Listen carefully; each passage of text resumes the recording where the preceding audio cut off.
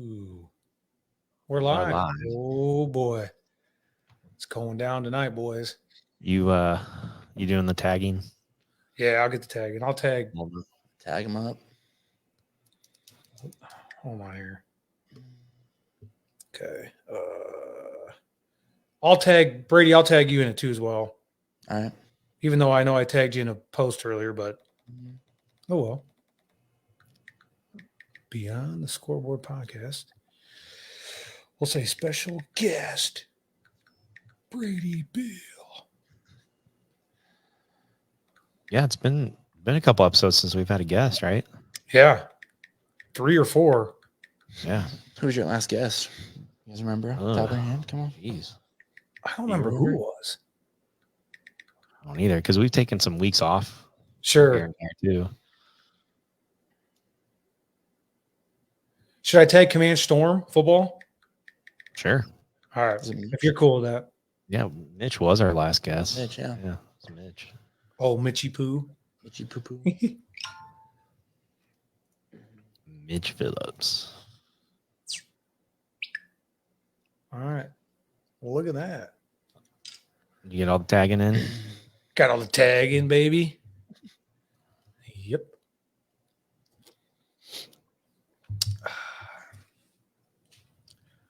Ooh, now we're getting some jazz jumping out. Yeah.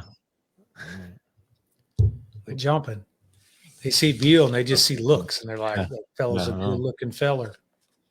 Yeah. We'll get a lot of views because of him. Good looking fella right there. Looks real good next to us. Yes, absolutely. Yeah.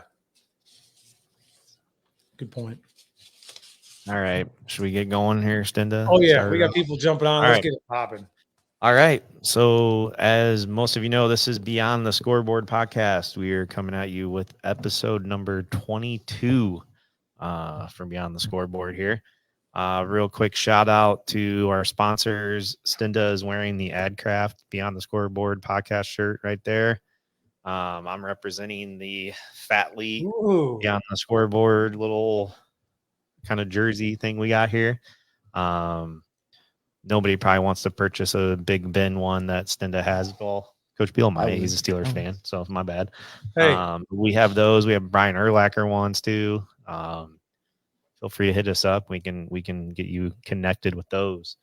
Obviously, make sure you follow our page, our social media page, Facebook, X. We have a page on there too. Get after it, get those views up, followers.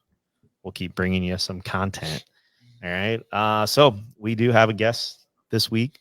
As we said, Coach Brady Beal. I'm going to allow him to introduce himself here and give a little brief overview for what he does. Yeah. So I've been part of Coit staff for the past, 4 years now.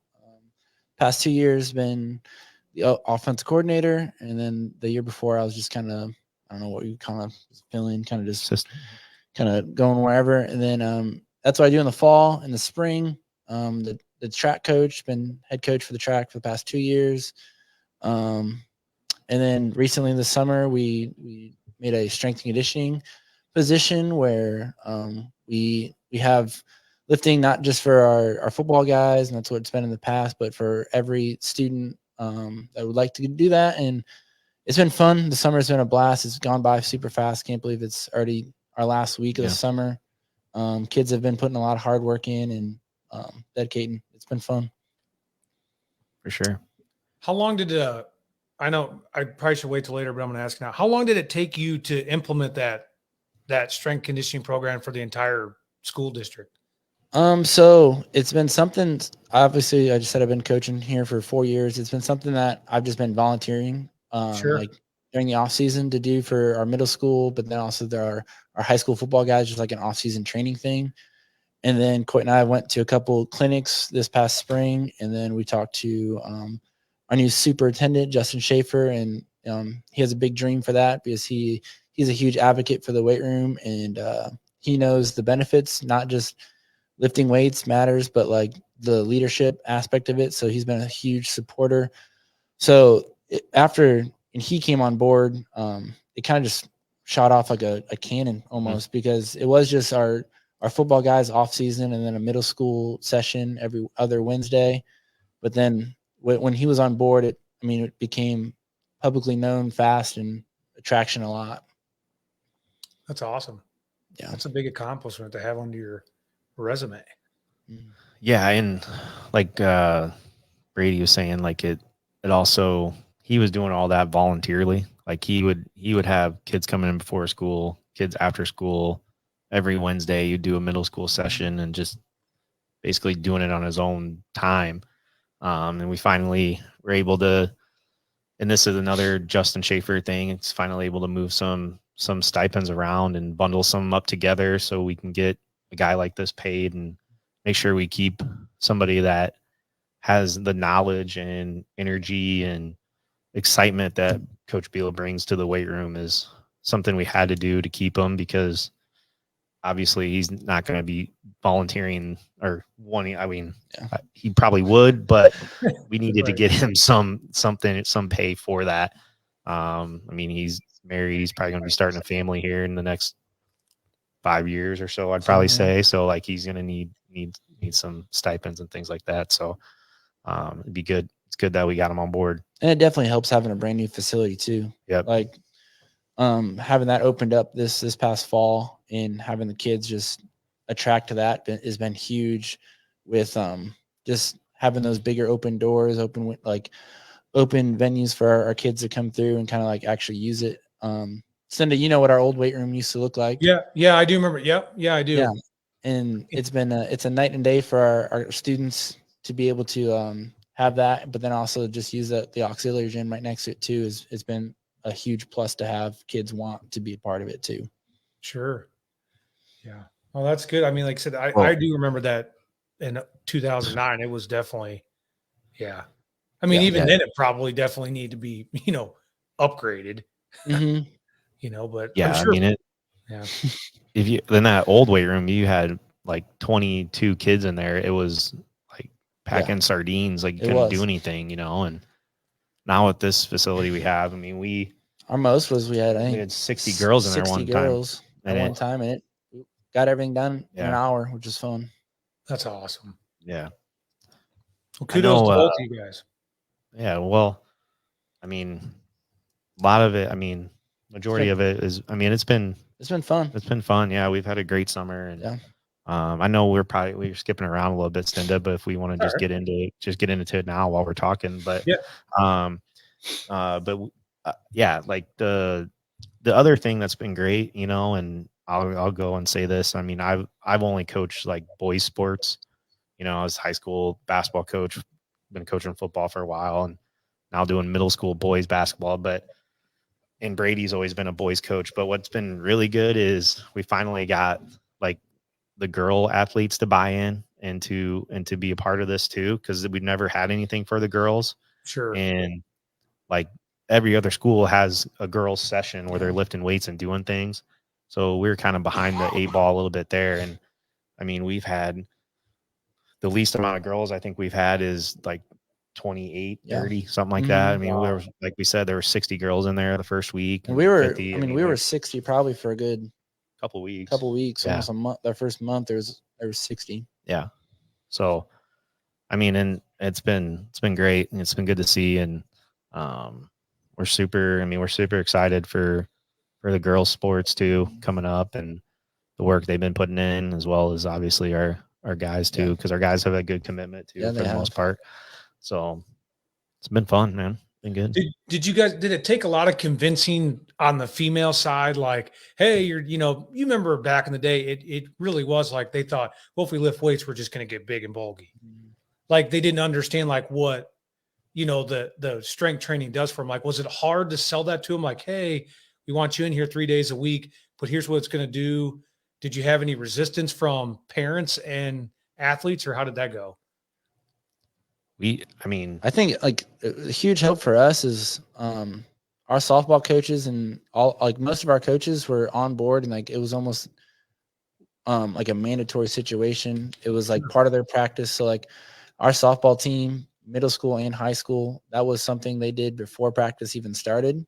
It's like they had to be at weights at 8 and then they had practice right after. So it was like it was a combo thing. And then like going even to our cheerleading head coach, she made it mandated for the girls to be there this summer. So we've had a huge support with the female coaches getting on board and saying, hey, we see like that's a huge need in our athletic realm and we want you guys to be there. And it's been a huge driving force for us to have those coaches have our backs in the weight room. And also we've had a lot of different female coaches pop in and, talk with their athletes there and kind of just chat with us too, it's been good to have that. Sure. Well, and I mean, we haven't had any. I mean, I haven't. I'm Coach Beal can ask on this, but I've had zero like parent pushback. And we're not charging the kids anything to come in and lift. You know what I mean? It's free. Anybody can come. So there's been no pushback from parents. I mean, not even like what times we're doing it or anything like that. We're pretty flexible. Obviously, we know kids are going to be going on vacations. We know kids are, if they have a volleyball league on a Thursday morning, which we did, we're like, yeah, obviously you're going to go do that. You know what I mean? So we're still doing something, but, going into this, like we knew we were going to do this in the spring going in, and I started kind of talking to more the girls about it because the boys kind of already knew what it's like, because I mean, yeah, we say football, but most of our football guys are playing basketball, wrestling, baseball. They're doing other sports. So it's not really just football guys. You know what I mean? Yeah. People always said like, well, it's just football players lifting. I'm like, well, yeah, but they're also doing other things. They're not just football guys. I mean, you have a couple kids that only play football. Yes. But I mean, we're not just lifting for football, that's the thing that people didn't understand. But, anyway, I started talking to some girls about it in the spring, and at first they're kind of like, "Oh, 8 a.m. in the summer, we got to do that." Blah, blah, blah. I go, just think about like how much this is gonna like help you, how much is gonna get better for your sport, like. And I'll be honest, like our girls' sports the last couple of years have been down a little bit, but this is gonna help them get. I mean, might not win a state championship or anything like that, but you're going to get stronger. You're going to get better. The other thing that it does too, and a lot of people don't get this, and I know Coach Beal obviously does, but you just gain confidence in the weight room too. Yeah. It's amazing what you see, like even boys, girls, like they start, maybe adding weight and they do it and they're like, oh, I didn't think I could do that. Or you see like a big game. We had a girl today, we're doing our test outs, and like she went up like 20 pounds in her squat, and she's like, I didn't think I could do that, and it's just like, now she's like, oh, I can do this, and has that confidence and that ability to do it. And by the end of her freshman year, she's probably going to be on our leaderboard. You know what I mean? So like, it's awesome to see. And we've been doing this for 7 weeks in the summer now, and a lot of kids have gained confidence, and that's very important in sports and their abilities. So. Yeah. And a huge thing, like we make the atmosphere fun for them too. That's our like, obviously we want them to, be stronger, be better athletes, but it's also like, if you're not having fun in the weight room, like, then you're not going to like it in general. Like you won't want to do it every year at 8 a.m. Like if you don't make the atmosphere fun, kids aren't going to get bought in. And I think we do a great job of making every kid feel like they're welcomed and they're having fun throughout the entire session too. I think that's a huge thing. And then another thing, like how Coit was saying, like we haven't had any pushback. I think we had more parents reach out for buy-in.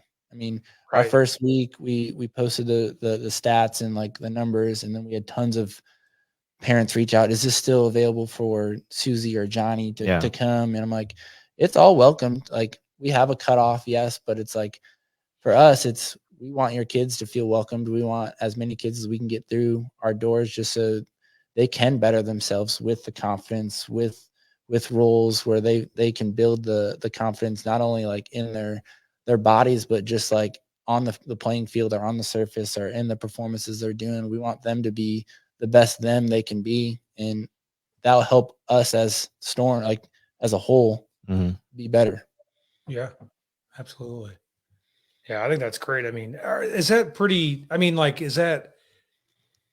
I would say like there's probably a lot of school districts that have implemented some sort of program like that now? Or you probably, if you're not doing it, then you're probably at the bottom tier. Yeah.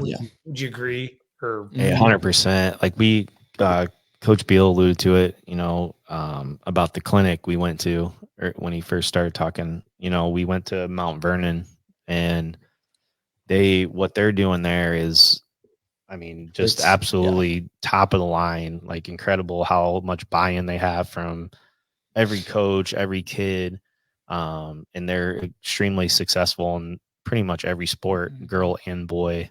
So, just we went there and kind of watched how they operate their day, and we took a lot of stuff from them, honestly, like kind of ideas, and made it fit to us. And just like that guy staying there, like Coach Beal said, we make it fun. Like we literally, when the girls are walking in at 8 a.m, we're either high-fiving them, good morning, or doing something dumb, asking them a dumb question, or even on the board, we're writing like, would you rather eat pizza the rest of your life or tacos the rest of your life? I got to vote for, just stupid, silly stuff like that. But you're engaging, you're getting, you're setting a good environment, not like, oh, we got to go on and lift, this is going to suck. We're going to be, I mean, it's just upbeat and all that. And that's exactly what they did. And they had a bunch of buy-in from not only like kids that play sports, but there's kids in those classes that aren't in any sports, and they're like busting their butts, and doing things the right way. So,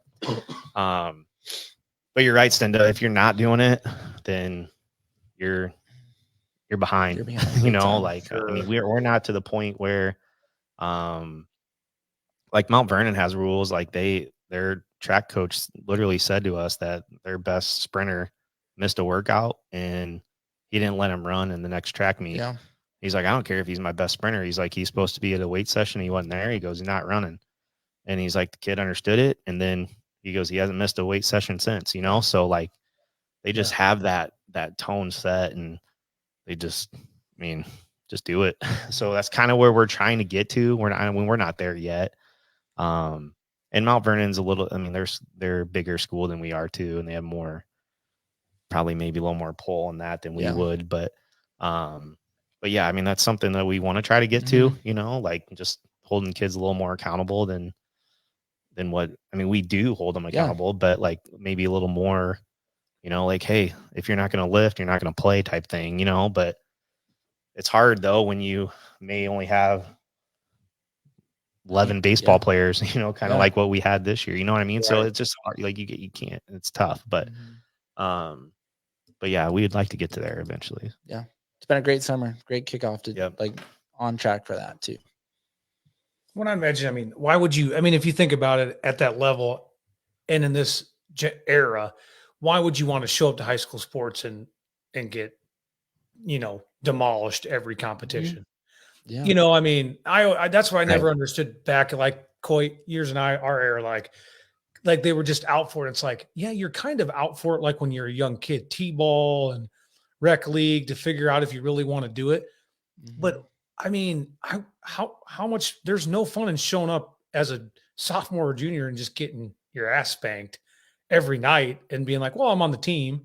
I start like I would want to win. So you think like you obviously got the buy-in from them that for them to compete at a high level, they're going to have to be there. If not, you're not going to see the benefits or the reward. Yeah.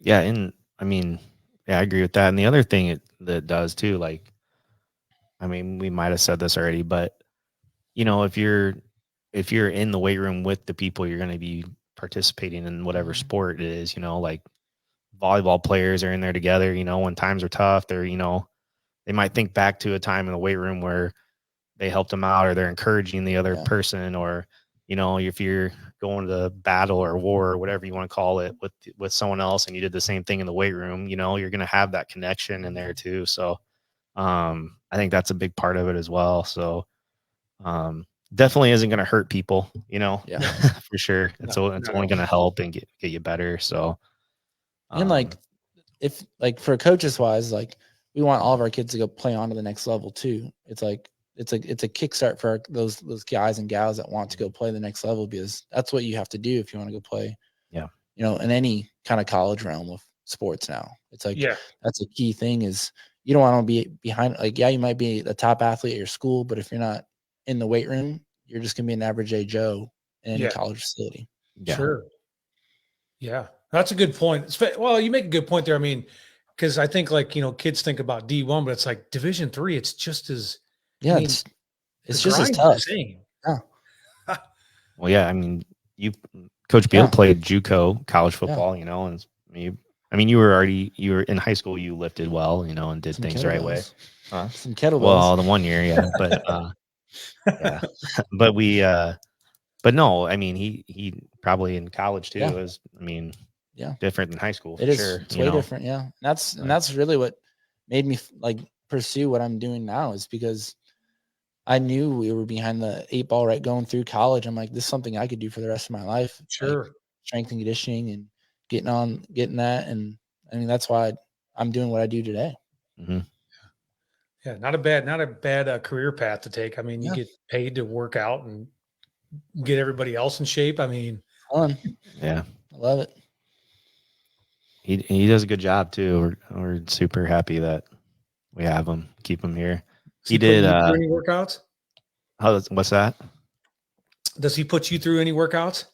Well, no, but he did give me an 8-week workout plan that I did a really good job with. But then I have been slacking on that. I'll be honest. But yeah, I did like a good 10 weeks in a row, and then fell off the wagon there. But no, it's been the strength and summer part's been good. We got to make sure that we keep it rolling during the school year, and then just keep it going as we go through.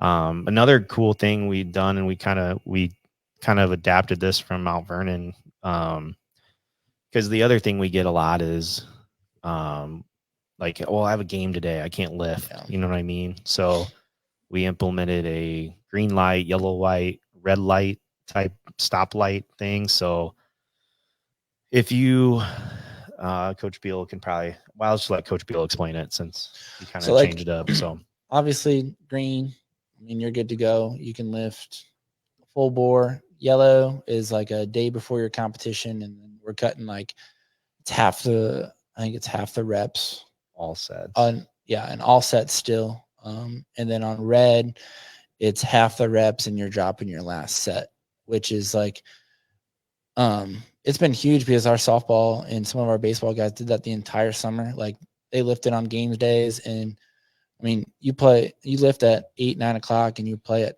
6, your lift shouldn't affect you. And it's been huge to see our baseball softball team implement those things and like come back and feel like it didn't change them at all. Sure. Yeah.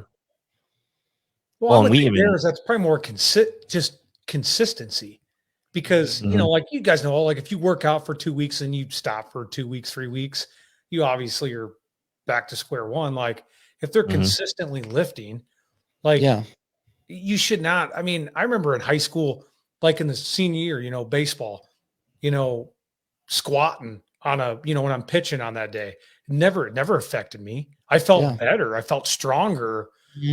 6-8 hours later when I'm going to pitch, I could understand if you're not consistent with those lifts, but yeah, you may not want to max out or something, but like do something like Michael Jordan lifted on game days, right? Like that's what I always tell kids that Michael Jordan lifted on game days. 6-0, baby. 6-0. But yeah, that's really helped us too. And we even because we have middle schoolers lift too. And we even I know there was one kid that like had a rec league game or something. And he's like, we're like, yeah, you can still do the yellow light, red light, so we're not like, oh, it's just only high schoolers are doing this or only a varsity thing. So just getting them in that mindset, like, yeah, we get it. You have a game, but we want to work with you, and you're here and you still need to be doing something type thing. And sure. It's helped out. It's been great. So, and we'll still do that during the school year when they're active in their sports too. Sure. We got some comments here we'll get to. Mason Scoff, that is Coach Beal's little brother. Go Storm. Go Storm, baby. One of our football players. Bailey Beal, wife of Coach Beal. Love Coach Beal. That's I cute. figured that was just like people that My follow burner you account. around. Yeah, no, that's his wife. Pete Tanzillo, Amen, confidence. Bailey Beal, confidence, huge. Mac Wayman's always gave my players a joke of the day when we were doing our chalk talk. Yeah. If we can only hold kids accountable like we did 15 years ago. Do you know Beal? Do you know Mac Mamons? I don't. I figured you did know him. I don't know why I was thinking that. So his dad was Clinton High. He was head coach at Clinton High for years, and then he was the athletic director. And then so Mac would have been several years behind me. His brother was 2 years behind me, but they were both really good athletes. And his dad was that comment he makes there about holding the kids accountable. His dad really, he was, early 2000s, late 90s. That's how he was with Clinton when they were, pretty good program, the accountability part. So I see what he's saying there. Like he was very tough on the kids, but also like you guys, he made it fun, but he was definitely, he was tough on them. And that's why they were, successful. And especially with that, there's a good push and pull. It's like, yeah, we want to have fun, but then there's times where we definitely had to, lay down some law in the weight room of like, all right, we're having too much fun where it's a goof off, not safe protocols, and it's finding that balance. Well, we kind of honestly we did that last week. Yeah. So like we lifted our varsity session for boys. We lifted, and then football guys went down and did some stuff on the field, and the weight room was not where Coach Beal and I wanted to be, and just the energy, and maybe a couple kids might have skipped some workouts type thing. And then even when we got to the field, it wasn't very good. So we kind of just at the end, kind of had to have a little heart to heart with them and be like, listen, guys, like if you guys want to go through the motions and you don't want to get better, I go, you guys can just leave right now. I go, we don't want you here, and it's just,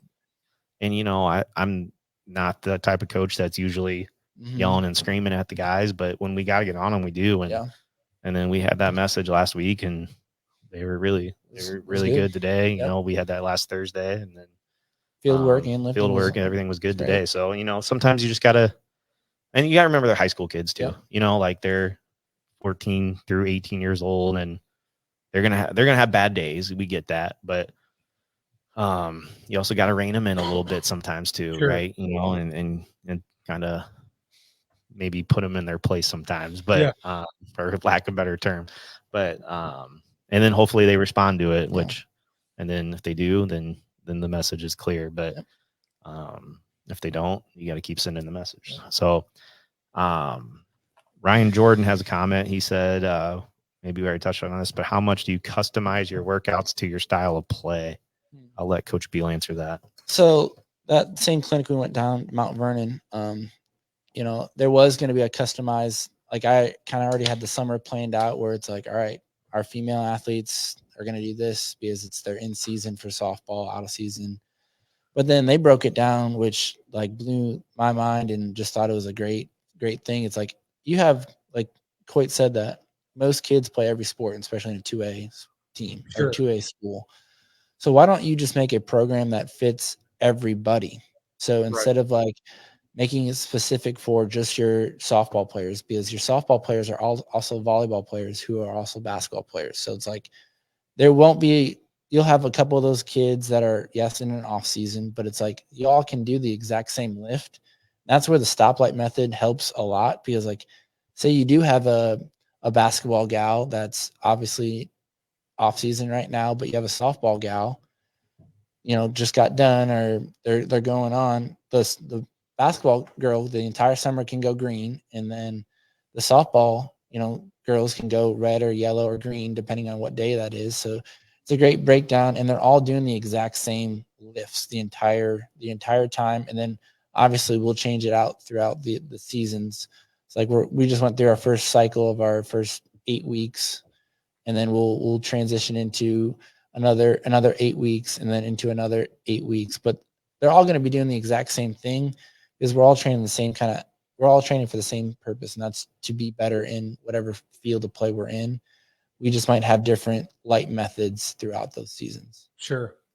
And the other thing that we're not just going in there and benching and squatting right. and cleaning. Like Yeah. we are, like we're doing explosive movements. We're doing, banded jumps. We're box jumping. We're doing single leg squats. I Yeah. mean, we're doing like stuff that's going to make them better athletes, and also get stronger. Yeah. And that's kind of our goal, really, and be able to move, because if you think of like a power lifter or an Olympic lifter, yeah, they're super strong, they look really good, but can they move? Some Right. of them can't move very well.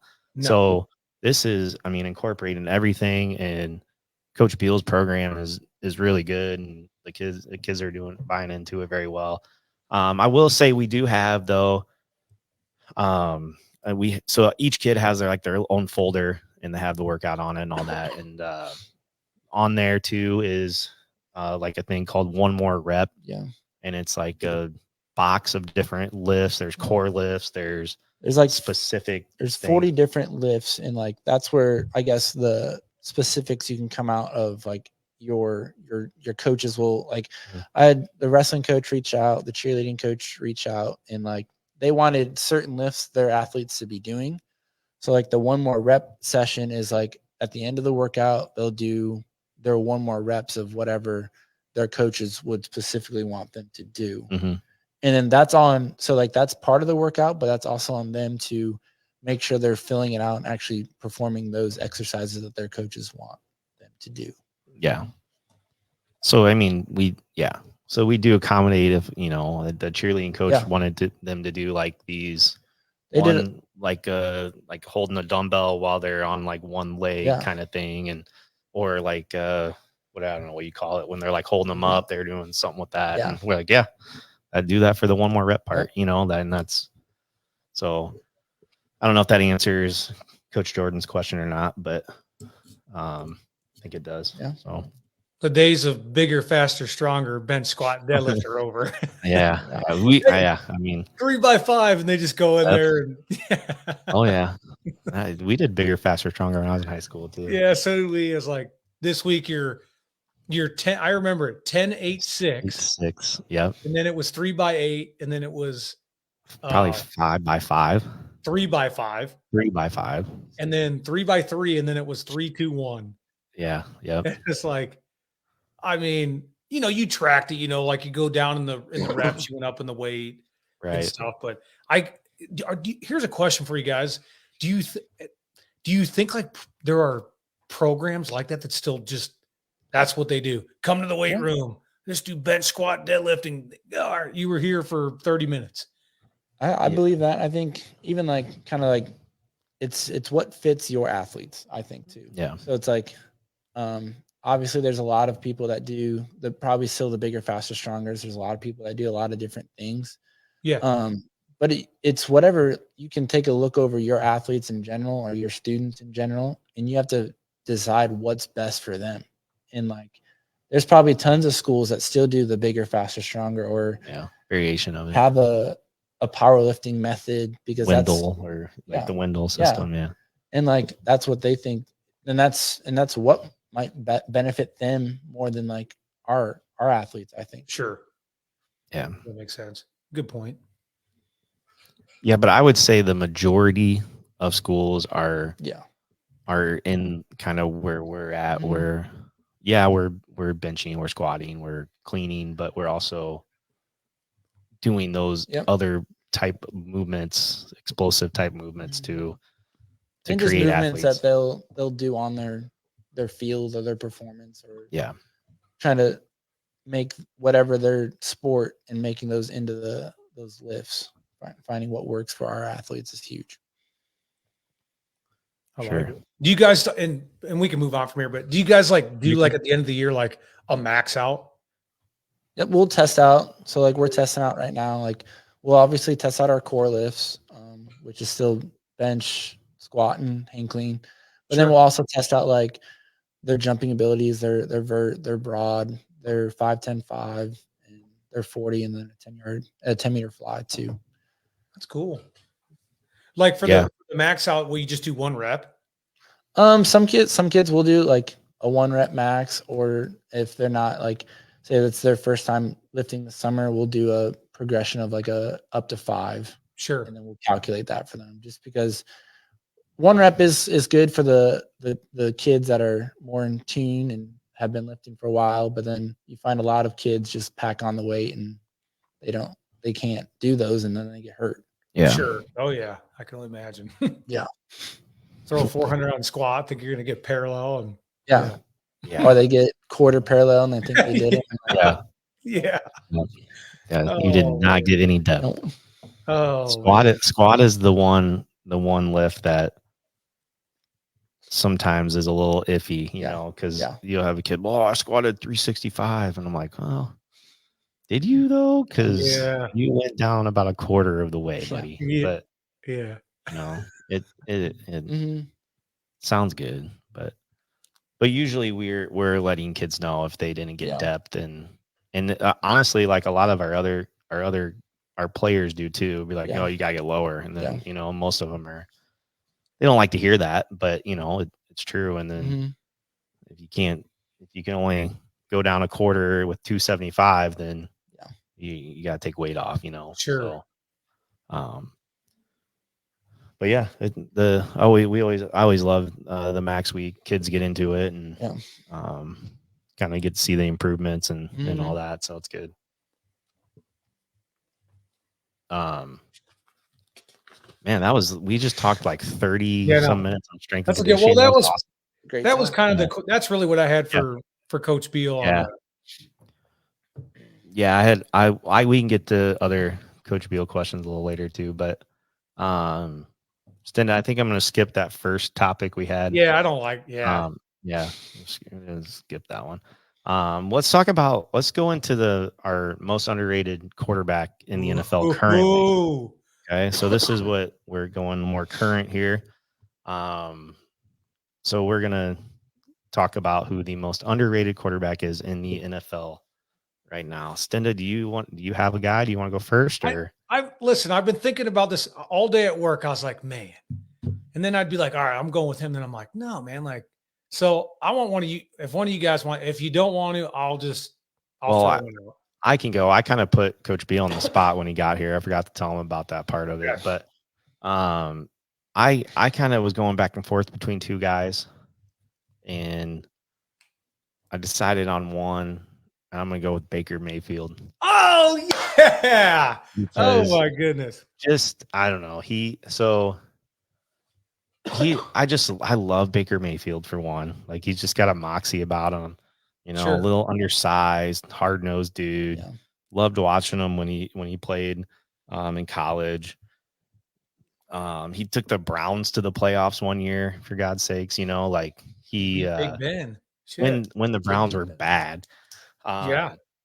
And last year with the Bucks, he had a really good year. I even wrote down some stats, like he threw for over 4,000 yards, 28 TDs, 10 picks. And the one stat that was very interesting was in the red zone, he had 15 touchdowns and only 1 interception in the red zone all year. So he obviously had a great year with the Bucks, took him to the playoffs. And really, I mean, played really tough against the Lions, and the Lions were playing really well. So I'm giving the nod to Baker as my most underrated quarterback in the NFL right now. I think he could be a top 10 quarterback. Sure. And nobody really talks about him being a top 10 quarterback. So that's why I threw him in there. Well, it's because he left, the way he kind of transitioned from the Browns. They're like, well, he's done. Well, I mean, he just signed. Did he sign $100 million contract? Yeah, I think it was like more than 130 maybe. It was something stupid. Yeah, something crazy. Yeah, I like it. Yeah, I like Coach it for the Beal, Browns. Coach Beal will go. I think it's the second guy you had, Jordan Love. Yeah, I think Jordan Love's up there for that conversation of the most underrated quarterback. I mean, no one thought he would do anything after A-Rod left, and I think all he did was tear it up, made a playoff run, almost pretty darn close of making the conference title game, in his Should've. first Yeah. true year. Yeah. And I think he'll be talked about, I think, a lot this year, more than last year. Yeah, I wrote his stats down too. He had like 150 more yards than Baker, so 4,159. But he had 32 TDs and only 11 picks. So With the receiving core, there wasn't much Yeah. he was throwing the ball to. yeah, No. Yeah, good offensive line, which they did a Mhm. good job rebuilding their offense line, but Good- he didn't really good have run like, a game, lot of too. weapons. Yeah. he had a good run game. Packers had Yeah. a good run game. That helped them too. But I mean, I can't think of their number one receiver. Romeo Dobbs played well toward the end of the year there. It was Watson for a little bit, and he got Watson, hurt. yeah. So Yep. he was kind of throwing to Yeah. Bunch of young a guys. bunch of young guys. And how about when he played the Cowboys in the playoffs? Yeah, he was I mean, nasty. he made them look bad. Yeah. Yes. And that's usually the Cowboys in the playoffs. So. Yeah. Mm-hmm. Unfortunately, I mean, I'm not a Cowboy fan, but damn, Love made them look bad. Yeah. Yeah, he did. Who do you got, Stenda? You got anybody? I liked Baker, and he actually was my guy. But at the end of the day, I have to go with Geno Smith. Okay. Here's why. I didn't look at stat wise, but I think the fact that he was a backup for 10 years, he pretty much was a backup. And Yeah. 10 years in the NFL, I mean, and you're a backup. He started a little bit. I don't know. I think again, he has who's at Metcalf at receiver. Yeah. But outside of that, who does he, not like any stellar, not any stellar players like anybody, kind of like the Packers. And just the fact that he's old and he can still ball. I mean, I think he's still got probably at least 3 or 4 years left if he play at a high level. Yeah. Yeah, because he's probably 34-ish, 35? I think he's 30, 34, 33. Yeah. He's got to be close to mid-30s. West Virginia. Yeah. Yeah. Dude, Dovey, he was a stud at Dovey. And Tavon Austin. Yep, Tavon Austin, yes. And then Stephon Bailey. That offense for the Big 12, man, was nasty. Pat White was after him, right? Or was he before him? Pat White would have been before him because that was Before him. Pat White and Steve Slayton.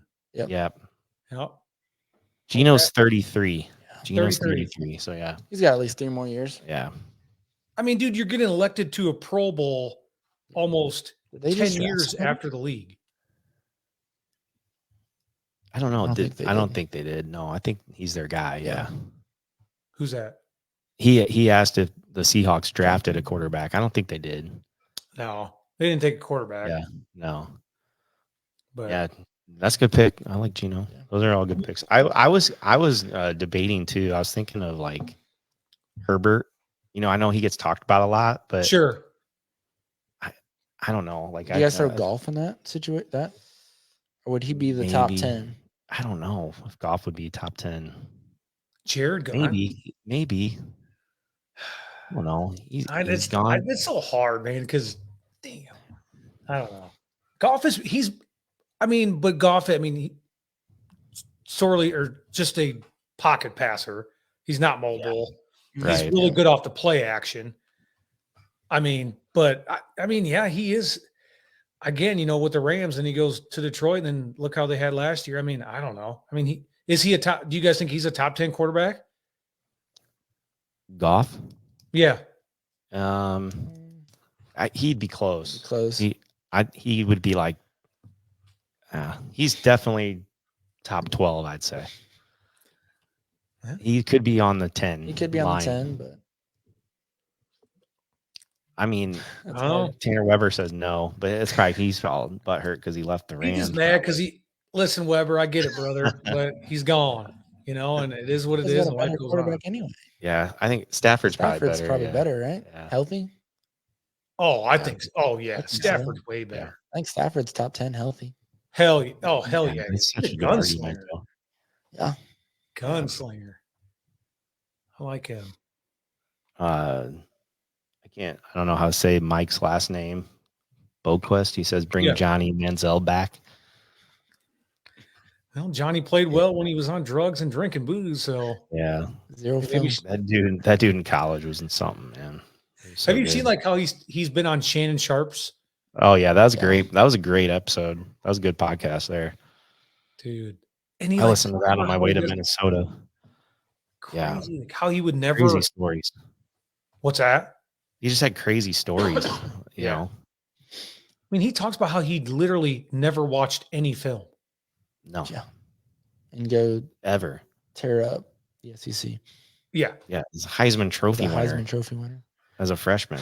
And he would talk about like on Tuesday night how he'd just get blackout drunk every night or every Tuesday night. I'm like, what? Dude was different. That's why they're professional athletes and everybody else. The other thing about, I know this is off topic, but when I was listening to that podcast with Shannon Sharp with Johnny Manziel, when he was in Cleveland, like he was telling the story how like LeBron was still in Cleveland when he got drafted, and LeBron was trying to get him to like hang out with him because he knew, like, I mean, I'm not a LeBron fan, but at least LeBron is like, you know, not out getting drunk every night and doing stupid shit, you know. So he was trying to bring him in, like, hey, come to my house, hang out, man, you know. And Johnny's like, no, I turn him down every time. He's like, I wish I wouldn't have, because maybe it would have been different, you know, type thing. Just because take a plane to Vegas. Yeah, he was just like, yeah, I'm just gonna go to Vegas, you know, like wild during story. the week of an NFL prep. Yeah. Man. That's some wild stuff. Different. All right, what do we got? We're at 40. Okay, so do you want to talk about the Terrell Davis stuff, or what do you want to do there, Stenda? Let's do skip down whatever, finish on Brady, and then we'll go from there, because we could do that some other time if we wanted. Yep. So going. So Brady, as he alluded to, Coach Beal is also our head boys track coach. So track is obviously a sport where, like, if you're fast, you're probably going to be pretty good at track, right? You know, obviously run fast, turn left is the big thing in track.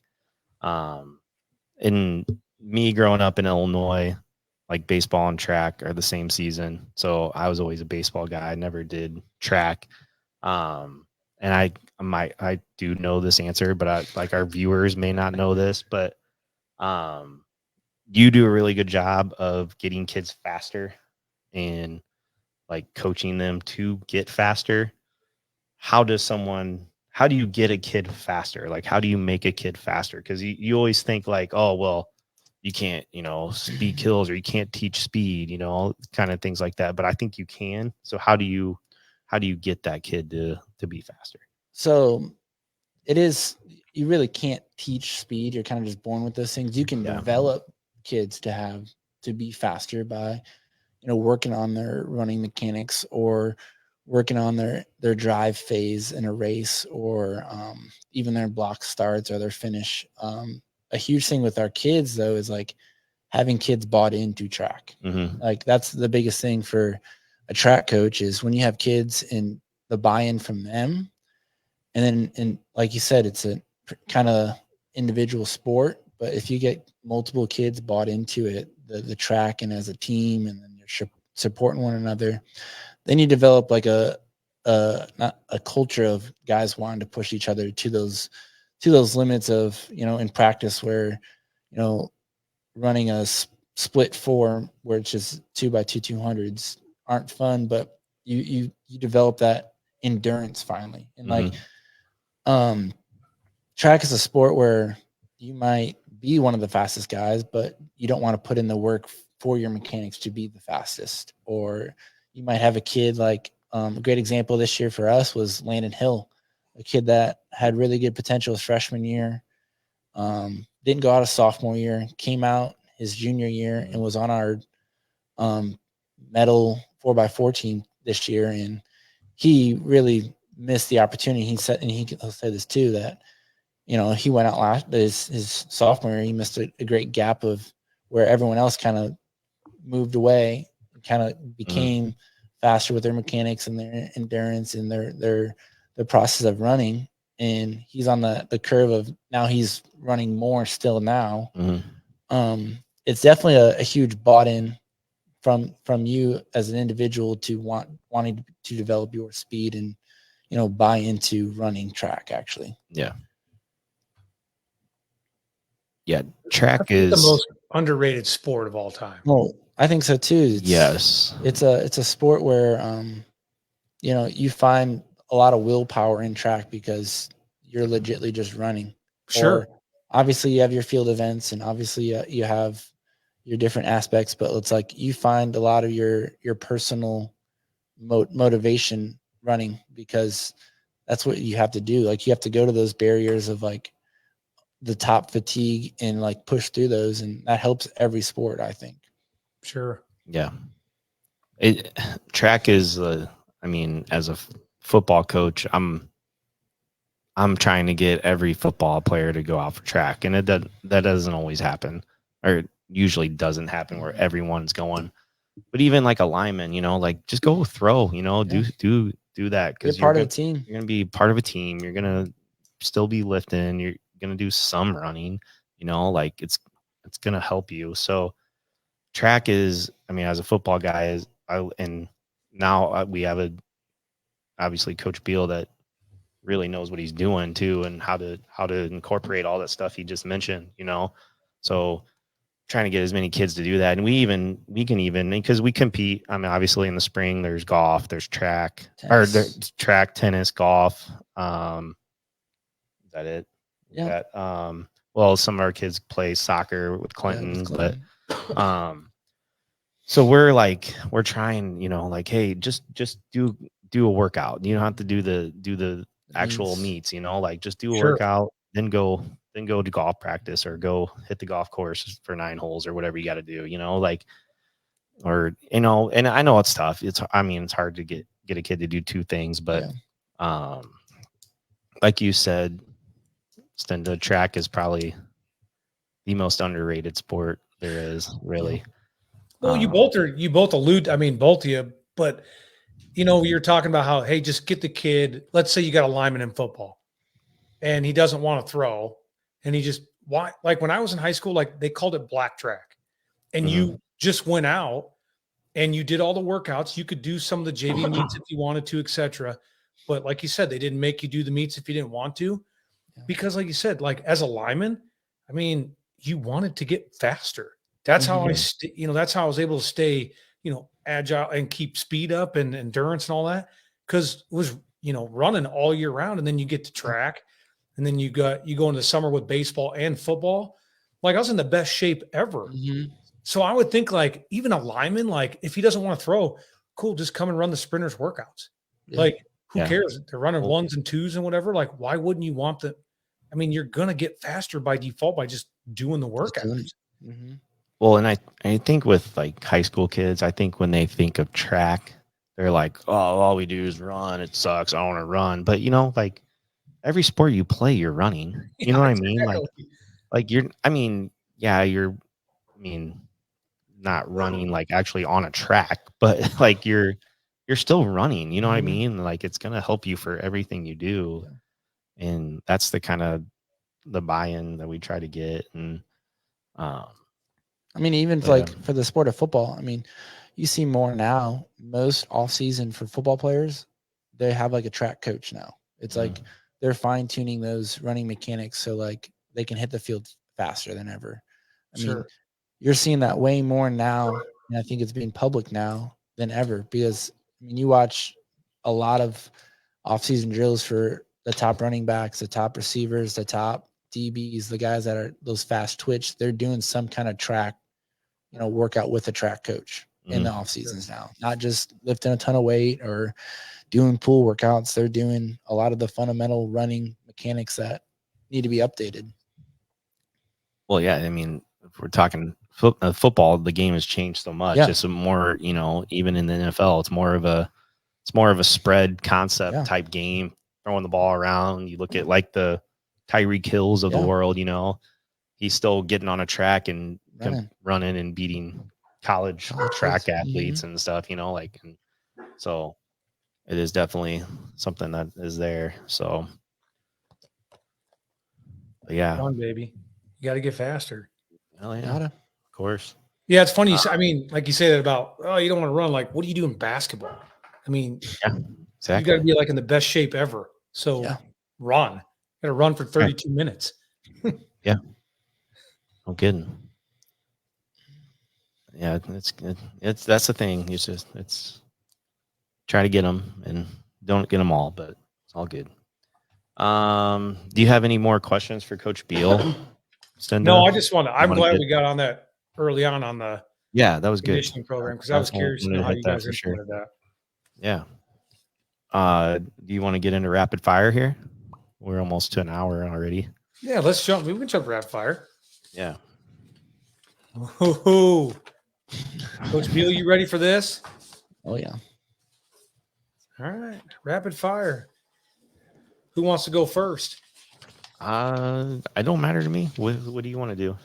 You're the one asking the questions, so I'll let you pick. I'm gonna save Coach Beal for last. Okay. All right. Sounds good. Coach Coit, you ready? Yep. I always have to write mine down though. So All right, Josh McCown or Chase McDaniel? jeez. Josh McCown. Matt Forte or Thomas Jones? Forte. Bobby Ingram, Marcus Robinson. Ooh. I'm gonna go Ingram. Ingram. Matt Eberfluss or John Fox? Oh wow. Wow. I'm gonna go Eberflus. Ooh. Ooh, dagger. All right, here's one. Last one. R.W. McCorders or Charles Tillman? Tillman. Ooh, really? Yep. Okay. Take me from the top. McCown over McDaniel. Why? McCown has just been. He was kind of like a journeyman, right? You know, Sure. he was on a bunch of different teams. Just like your stereotypical backup, pretty much, right? He hasn't started very many games in the NFL, I don't think, right? No. And I think he also is now a football coach or was, right? And then Josh. I think he's doing something, yeah. Yeah. Yeah. I don't know. I always liked him better. So I went with him. I have really no other reason why than that. Okay, what's the next one? Oh, you took Forte over Thomas Jones. Forte for sure. Forte was a stud, man. Speaking of like underrated players, I thought he was very underrated. Like when he was with the Bears, like he could do it all. Like he could catch out of the backfield, ran hard, had good speed. Thomas Jones was more of kind of just like a between the tackle guy, I think. And Forte put up some good numbers in like 5 straight years for the Bears. So I'm going Forte. Did you say Ingram over Robinson? I took Bobby Ingram. Yeah. That was a tough one. I had to think about that one. They're both very similar players. They are extremely similar. And then I was thinking like kind of stat wise, of course, I don't know their stats off the top of my head, but like they have to be almost probably identical, honestly. Yeah. I think Ingram kind of just made more plays than Robinson did when I was thinking about it. So I went Bobby Ingram. Cool. He took Eberflus over Fox. I did. So I didn't think John Fox was a good coach. And Eberflus, I think he's a really good defensive coach. Like when he took the Bears defense over this past year, like they completely flipped the whole team, and their defense turned into pretty much a top 10 defense in the league. Sure. And Definitely just got them like bought into it. And I know Fox was a defensive guy too, but I think Eberflus really, really has it going. And I think times are changing for the Bears. So God, here we go, Beal. I gotta listen to this. I think he's going to be better. So I think he's going to end up being better than Fox is why I went there. All right. John Fox always looked like he his face always looked like he didn't know what was going on, or like he was like dumbfounded that It something looked like happened. that. I'm like, or just confused all the time. I'm like, dude, what? He's what's always going red on? faced too. Yeah, Always always, red red face. face. Yeah. That was tough, but He's got him all mad right there, Cinda. RW, you took Charles Tillman over RW? I did. Tillman was the man, dude. The When the Bears were making those runs and they had really good defenses, Tillman was a big part of that. Sure. As Coach Beal just said, he had the peanut punch, he's punching the ball out. That was wild. Yeah, he was so good at that. And he really kind of like started a lot of the DBs trying to do that. Yeah, the secondary doing that. So he and he was a pretty good cover guy too. RW was pretty good cover guy though. But Tillman overall, taking him all day. I feel like that 1 year he broke a record with most forced fumbles by a secondary. He might have, yeah. He did 12. force I think he had 12. Really? Jeez. I think it was 12 forced fumbles. Yeah. That's crazy. He's a secondary guy. That's wild. That's pretty crazy. I just like the name RW McCorders. That's a pretty cool name. Yeah. Can't go wrong with that name. No. I like it. Those are all Bears players. Those are quality name drops there. Someone's got to do it. You know? Come on. Those are names I haven't heard in a while. Especially with Bears. Bringing it back. All right. Coach Beal, you ready? Oh, yeah. You're on the hot seat. All right. Santonio Holmes, Plexico Burris. Santonio Holmes. Cordell Stewart or Tommy Maddox? Stewart. Le'Veon Bell or Jerome Bettis? That's hard. Probably Le'Veon. Mike Tomlin or Bill Cowher? Bill Cowher. Ooh. All right. James Harrison or Joey Porter? James Harrison. James Harrison. Okay. All right. So let's go through it. You took Santonio. Why? The catch. That's right. Goddamn right. Mm-hmm. I mean, Blexico, the start of his career, he looked like he could be a dude, but then he kind of just he shot himself in the foot. Well, I was with New York. He kind of I was with New York. He kind of I don't know, had some bad tendencies, and obviously we let him go. But Santonio, I mean the catch alone, but he was also just a guy that Ben went to a lot those 3 seasons for sure in a row, and then he kind of faded off. But I mean, the catch alone is why I picked him. Yeah, gotcha. So okay, you took Cordell over Tommy? Yep. The slash, man. That guy was he was a dude. Watching him in college, but also just watching him do it all for the Steelers. It was fun. It was fun because I mean, I think he even returned kicks, didn't he? Oh yeah, he was doing a wide receiver, quarterback, returning kicks. Doing it all. Yeah, yeah. He was so fun to watch, and just like the place that I played. I mean, I loved watching that. From the slash. I wonder, how do you think he would be in today? Like, would you think he's in comparison today to like Lamar Jackson to an extent?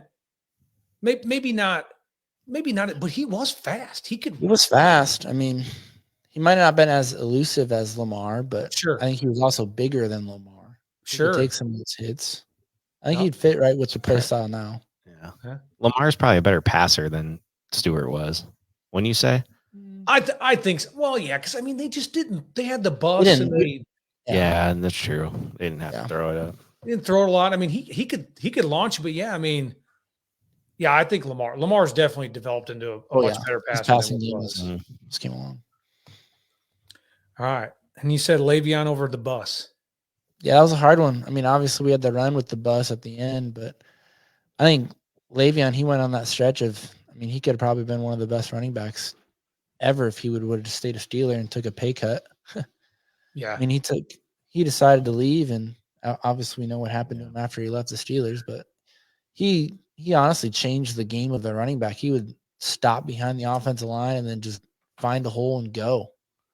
Dude, did you ever get the chance to watch him like live at a game? No. Dude, I've seen him. I saw him every year that he was a Steeler. The last game, what would have been? Yeah. Well, no, it would have been. He was done in 18 when we sat out. Remember that Yes. divisional game against the Chiefs? It would Yeah. have been 16-17, where Boswell kicked 6 field goals in Kansas City. Yeah. And I was at that game, dude, and he had 90 some yards in the first half. He had almost 200 on Yeah. the ground, and he On the literally, it was like the guy was on ice skates. Like It was- you said, you just get behind him and he would just like stop. Yeah. And then it was just like he's just on these skates and I'd Just never seen darts. it. Wild. Yeah, I was surprised you didn't go. Your mom commented. She said you couldn't believe you didn't pick the bus. I was thinking you were going to go the bus as well, but He's a true. I mean, the bus is great, but man, Le'Veon, even though Le'Veon, like you said, yeah, the way he ended- Le'Veon was a stud. I mean, that stretch, Le'Veon was. I mean, he did everything. Yeah, yeah, because he could catch passes and Yeah. they wide split him They out. played him in slot, and he would just. I mean, he was.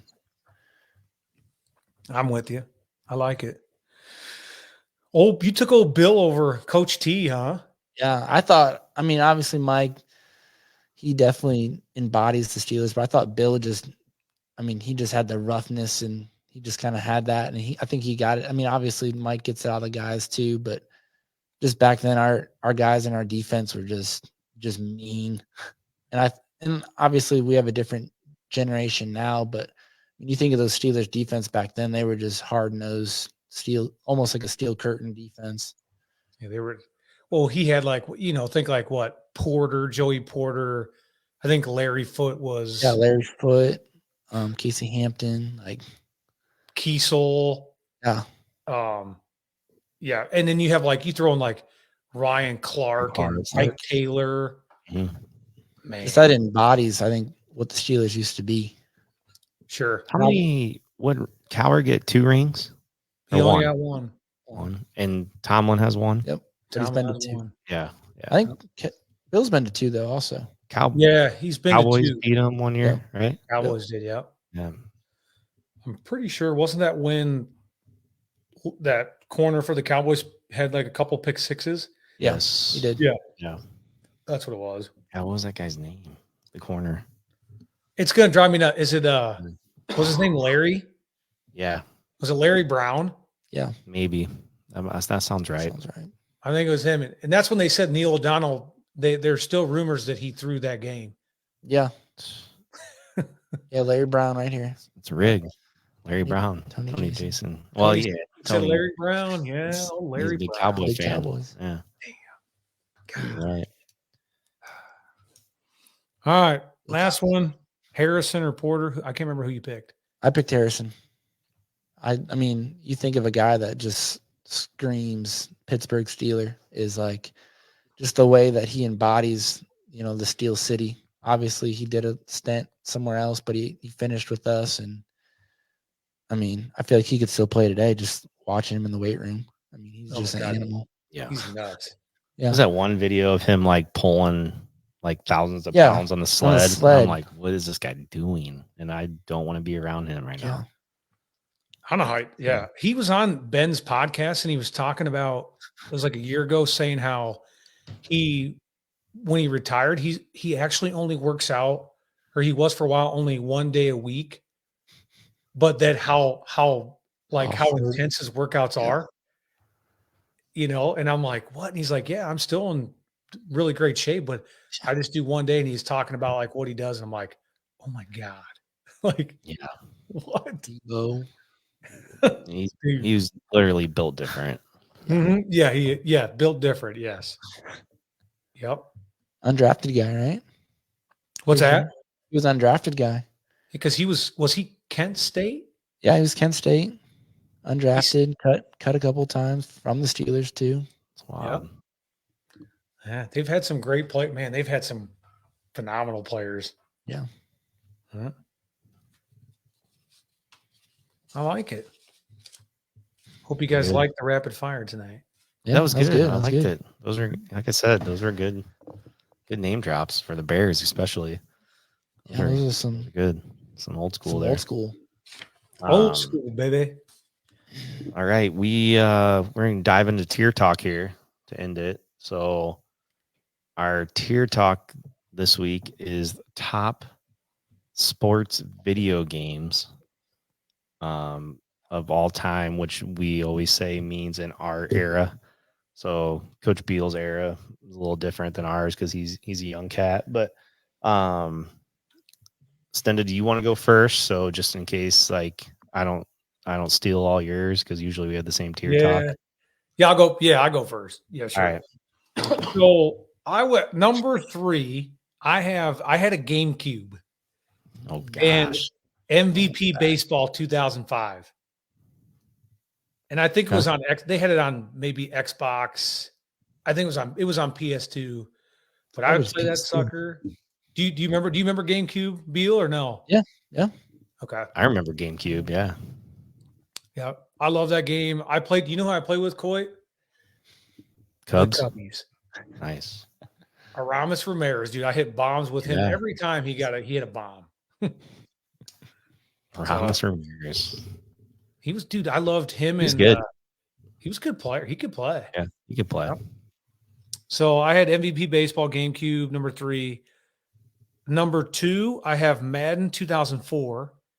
And the cover guy is no other than Mike Vick, which I think that was when the Madden really evolved because they had added the different franchise modes where you could relocate the team. You could set the concession prices.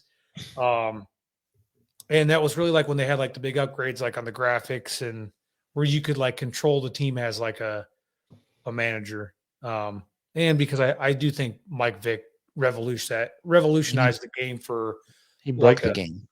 What's that? He broke the game. Yeah. Yeah, he was a stud. Yep. So that's my number 2. And the number 1, I'm going with Backyard Baseball. Oh, nice. I considered that one. So did I. Mm-hmm. Pablo Sanchez. Yes, Pablo Sanchez, dude. The best player ever. And what was the other? There was the other name in that. Oh my gosh. Do you remember? There's another name in there. Gosh dang, can't remember. I remember. Wasn't there somebody in a wheelchair? Yeah. There was somebody in a wheelchair. I can't think of the name. There was someone in a wheelchair too. Yeah. I can't think of names. I just remember Ken Griffey Jr. Yeah. Nomar, all those guys. They had huge heads and little bodies and just hitting bombs. Backyard Baseball. That was good. They should remake that game. Backyard Baseball. That's my 3. Nice. So you got to give a word. Yep. What's your word for him? Respectable. Hey, I appreciate that, Beal. Yeah, I'm gonna say solid.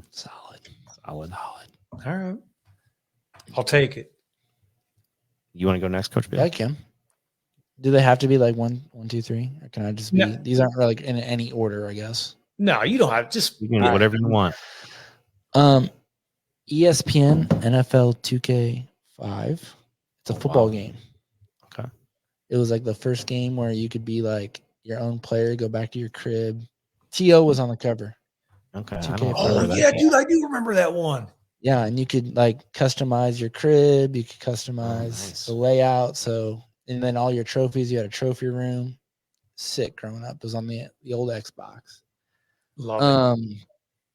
Another one would be NBA 2K13. This was played every Saturday for a group of guys at Easton McDaniel's house going through high school. We would go and just play until about 2 and then go get Taco Bell and then keep on playing until we woke up. Nice. And then my third would be NCAA 14. I figured you were going to throw a football one in. I mean, that was the goated one for me. Played that a lot through college. And then I have an honorable mention. Is that cool? Yeah, I'm going to have one. NFL Street. You can. NFL Street. Yeah, that was good. Game was fun. NFL Street was good. I think it was Chad Ochocinco, Chad Johnson, maybe. Oh yeah, man. Yeah.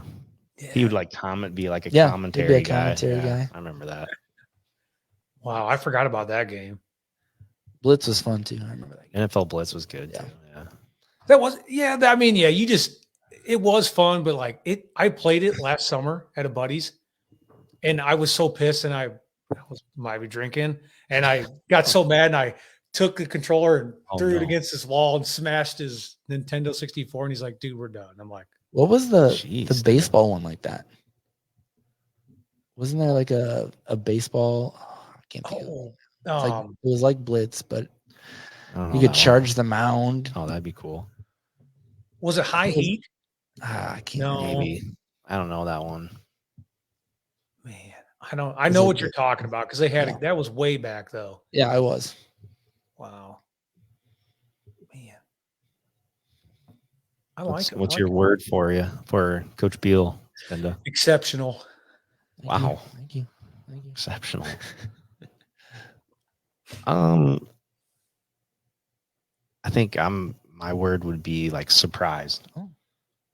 Because I didn't know that first game you were talking about really.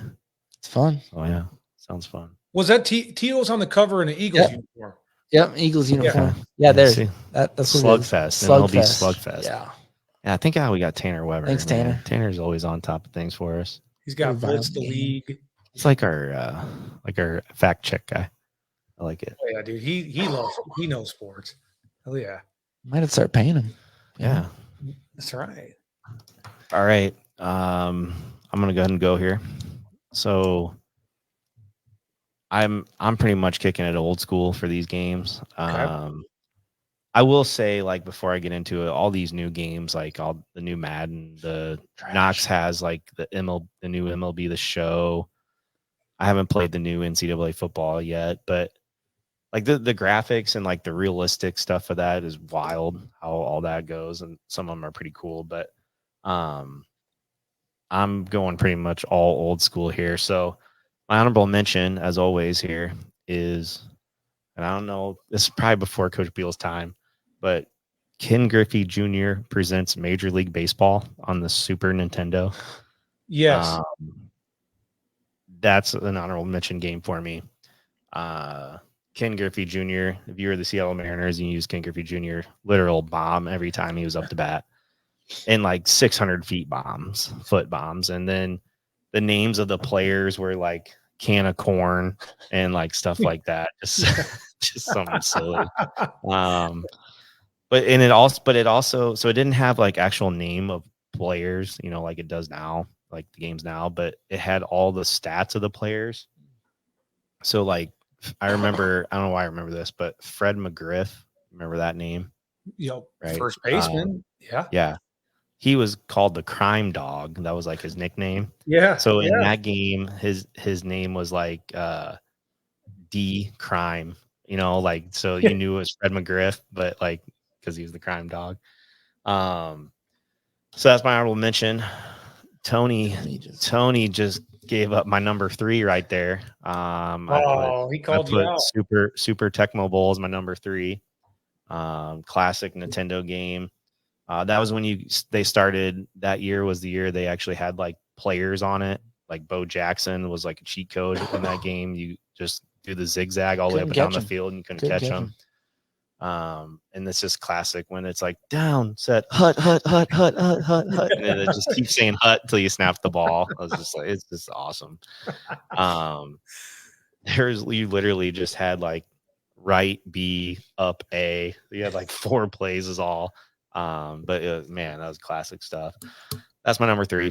Was Bo Jackson awesome? That's what Tony said. Yes, he was a cheat code in that game. He almost touchdown every time when Bo got the ball. But if the defense guessed your play right, you're screwed because then you'd lose yards. But my number 2 is NBA Jam. I know that's more like an arcade type game, but it did come out. It came out on the Sega. I think I played it on, but obviously it's a classic. So many good one-liners, like he's heating up, he's on fire, boom shakalaka, all that kind of stuff. It gets me every time. Little unconventional 2-on-2 basketball, and it wasn't like there's no fouls, or the only like violation was goaltending, I think, and everything else was anything goes. So NBA Jam's my number 2. the other thing that I read this a while ago about NBA Jam, I don't know why I found this, but the guy that created the game was a Pistons fan, and he programmed the game to where if you were playing with the Bulls, that they would miss all of the last second shots Oh, when really? they played the Pistons in that game. So he programmed the game to where the Bulls would miss last second shots. I was like, that's Wow. awesome. It's wild. That's pretty funny, yeah. And then the other thing about NBA Jam, which is wild, is it's the only arcade game they earned $2 billion in just quarter revenue from like the arcade. So $2 billion in quarters is how Wow. much. I mean, I think they made more sense, but that's wild if you think about it. $2 billion bucks in quarters? Yeah, Wow. just in quarters. Not that doesn't include any other currency, just quarters. So you imagine how much money that game's made. Oh, yeah. All right, my number one. Sorry, I'm going long here. No, you're good. My number one is Mike Tyson's Punch Out. Ooh. Again on the Nintendo.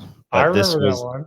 this was a game where like I would play for hours on end when I was growing up. Little Mac, that's your character.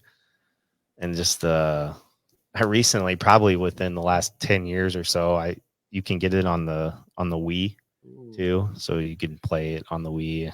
I may or may not have done that. But yeah, just the character names in that, like Glass Joe, Great Tiger, Bald Bull, Soda Popsinski, which I think his name was originally like Vodka Drunksky or something, but they changed it because kids obviously were playing the game.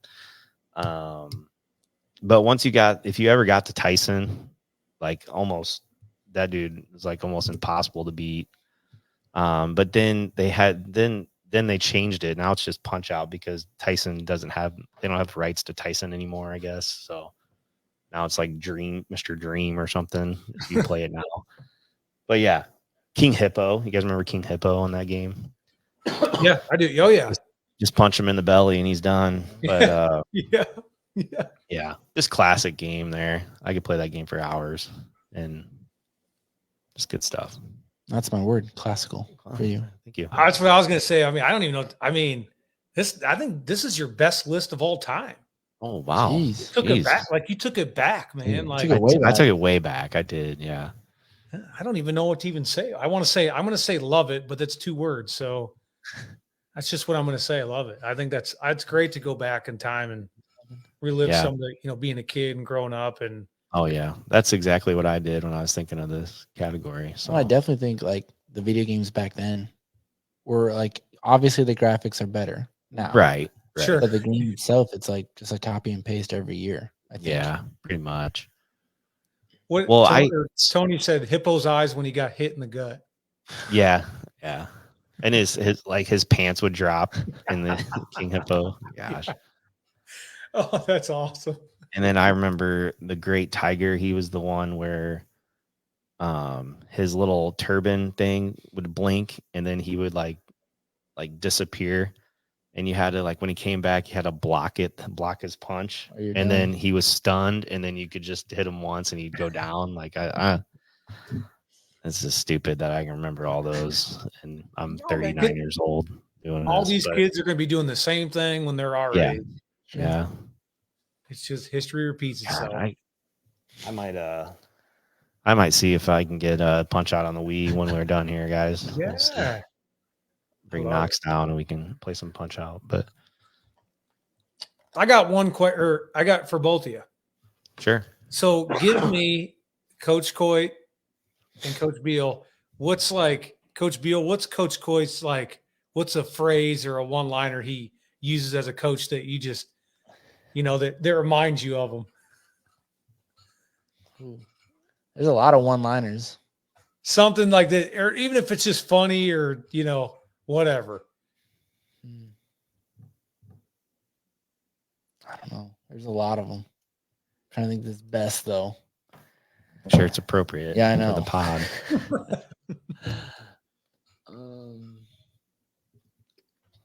I think he just always yells, "It's a great day to have a great day," Yeah, you say that a lot. which is, I think, a huge thing.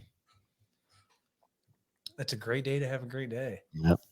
Great day Even to if be it's great. even if it's not great out, Yeah, he still says it. for sure. I like it.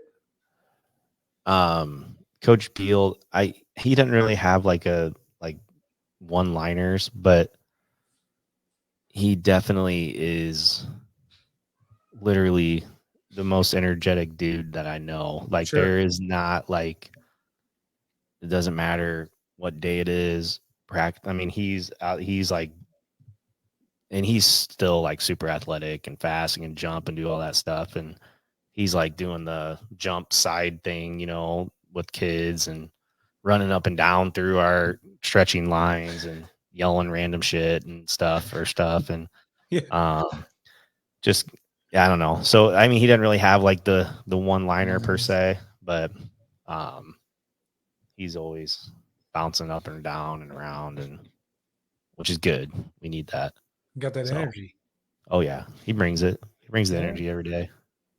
Well, you got, like you said, you got to have that. I'm sure you Yeah. need every guy like that on staff or gal. Well, yeah, and if you were at one of our football games, like when we're scoring touchdowns, we're like Going crazy. we're literally going insane. Yeah. Other teams are probably like, "What is wrong with these dudes?" And Sure. some probably crowd members are too. But Well, like that's how you Coach get Beal people is excited. Coach Beal is flying down the sideline. Yeah. It used to be me, but I'm not as fast as I used to be. So He's gonna go out for track. Went out for yeah, baseball. yeah. Yeah. If you would have went out for track a lot faster. You would, yeah, It's true. I probably would have been. You'd win some races at the end of the year. Yeah, I know. Yeah. Love it. So yeah, good stuff. I like it. You got anything else? I don't. Other than thank everyone for commenting and watching and listening to our podcast. Obviously, thank Coach Beal for giving up his Monday night and to be with us and bringing some good insight and good conversation with us. So Thank you appreciate guys it. for having me on. It's been fun. Well, you better come back, and especially after football season. So Yeah, definitely have him back for sure. You're kind of stuck with him. He's on your staff, so. Well, yeah. Before we go, 18 years. 18. Maybe.